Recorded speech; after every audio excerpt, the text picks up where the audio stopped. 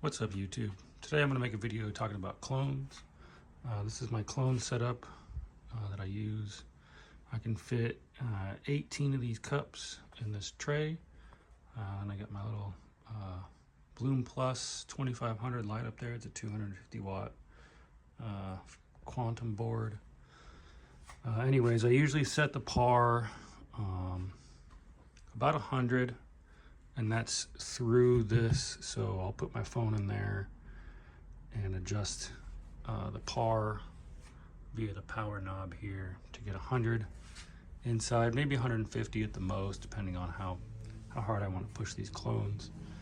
Otherwise, I will take and put, like I said, I can fit 18 cups in here, and then it'll hold about a gallon of water in there, but you can go 3 wide and 6 deep, and it'll hold 18 clones. I use my anti-wilt spray that I talked about in a previous video. I use this little hygrometer here, and I'll usually just keep it in the corner and with the lid over it. It'll keep the humidity at like 99 to 100%. So I'll come in and every day and I'll take this off and lift it and let fresh air come in. Depending on how humid it is, I may mist the lid.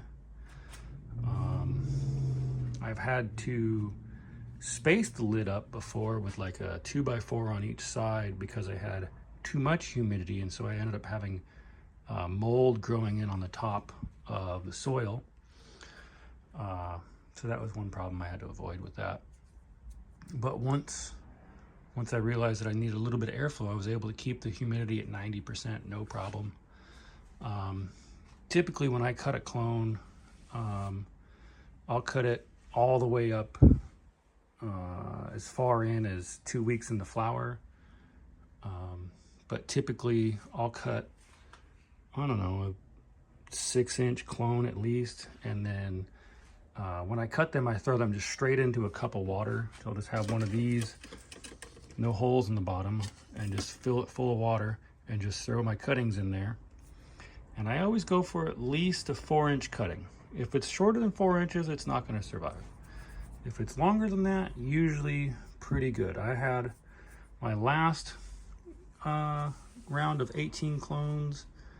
Half of them died because I didn't pay attention to how much nutrients was in the soil, and I didn't use any rooting hormones. So this last time I ended up using basically sphagnum peat moss, 100% sphagnum peat moss. After about a week, I put a tiny bit of Dr. Earth's dry amendment on top, just so they have a little bit of food. And I would top water only enough to keep the soil wet. Once I noticed that it was dry, I started bottom watering. My favorite is to bottom water because it makes the roots seek out the water. It makes them root faster, in my opinion. But I ended up using some Clonex, just the rooting hormone. So after I took all my clones, put them into water, straight water, took them out one at a time, dipped it into the Clonex rooting gel, and then straight into my cup of soil. And that was it. Covered it with the dome. And then within, I don't know, some of them was a week, some of them was 3 weeks. But I had 100% clone rate on my 18 clones. Other than that, my only other thing that I recommend doing is using a sprayer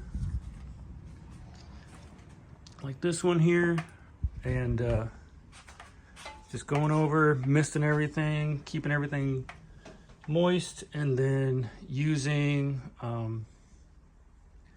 like an insectile soap or Castile soap mixed. 1 tablespoon per quart, and that's strong enough to get rid of any bugs that comes onto your plants, and it won't be too strong to burn your plants as long as you're, pre-flower.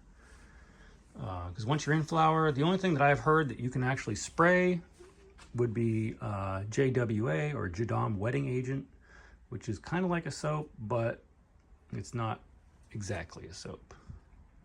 Anyways, like, comment, share, subscribe.